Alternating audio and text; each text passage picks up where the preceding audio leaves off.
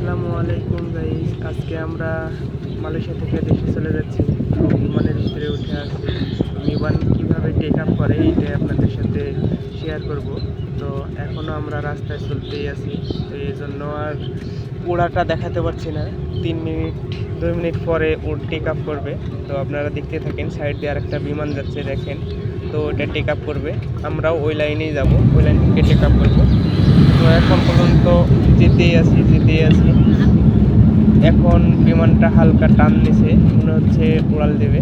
তো দেখতে থাকেন আমরা কীভাবে উড়ি এবং উপর থেকে নিচের দৃশ্যটা কেমন দেখায় সেটা আপনাদের সাথে শেয়ার করব। তো এখন বিমানটা অনেক জোরে চলছে, আগে খুব ধীরে ধীরে চলছিল। তো এখন দেখতে পাচ্ছেন মানে কাঁপাকাঁপি শুরু হয়ে গেছে। মাশাআল্লাহ, অনেক সুন্দর হয়ে যাচ্ছে প্লেনটা। আর হালকা দূর গেলেই উড়ে যাবে মনে হচ্ছে। ও উড়াল দিল কিন্তু।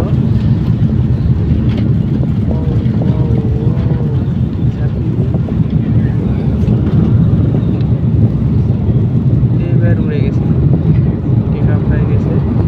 দেখতে পাচ্ছেন আমরা উড়ে গেছি, এখন চলে আসছি প্রায় 2300 ফিট উপরে উঠবো, উঠে আসবো। আর আমাদের টাইম লাগবে 3.5 ঘন্টা মালয়েশিয়া থেকে বাংলাদেশ যেতে।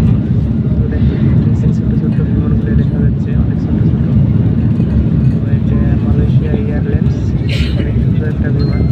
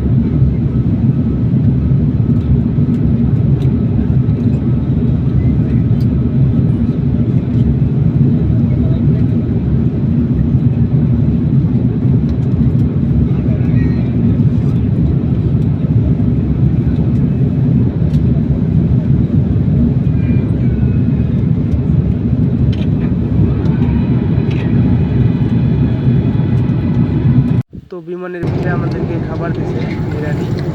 তো আমার খাওয়া শেষ এবং আর্মিটা পড়ে আছে, পায়েস আছে। হালিমা এখনও খাওয়া খাচ্ছে, তাকে অনেক খিদা লাগছে। বাস কি খাওয়া খাচ্ছে।